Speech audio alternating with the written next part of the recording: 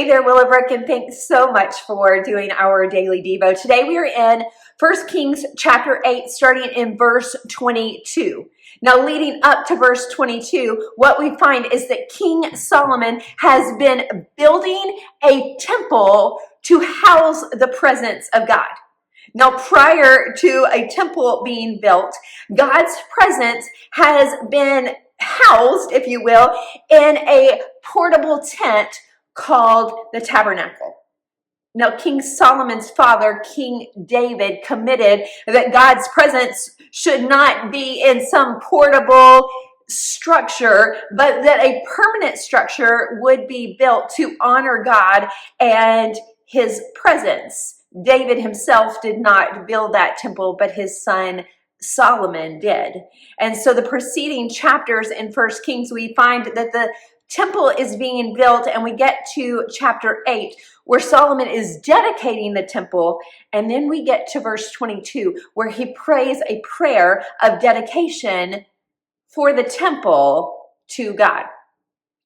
Now, what I want us to look at, just kind of take a little bit of time on, is something that Solomon says in a prayer in verse 27. It says this: "But will God indeed live on earth, even heaven? The highest heaven cannot contain you, much less this temple I have built."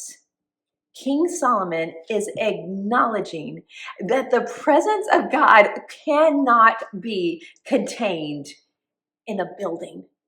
He's understanding and articulating that the temple is really a symbol of God's earthly presence. And God has been doing that with his people before a temple was built. We see that with the tabernacle, but then we see it even after the temple. What happens when the temple is destroyed? Well, Jesus is sent as an earthly symbol of God's presence on earth.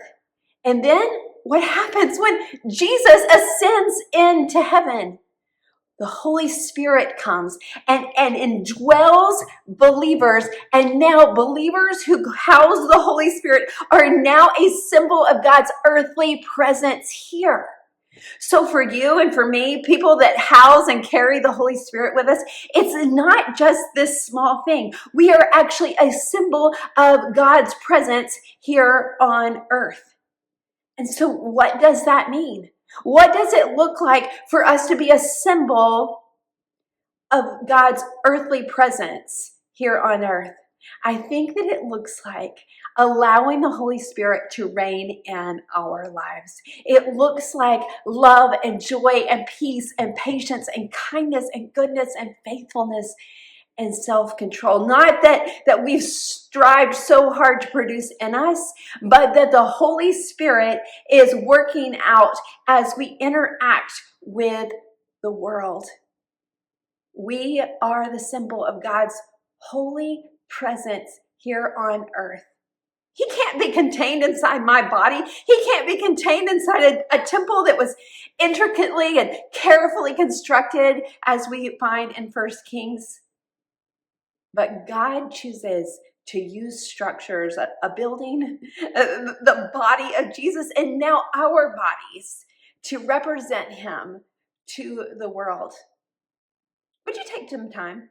Would you even talk to God about what it means for him to indwell you, for his presence to be inside of you as a symbol to the world that God's presence is here and active among them? Oh, Willowbrook, I love you, and I hope that you'll have a happy Wednesday.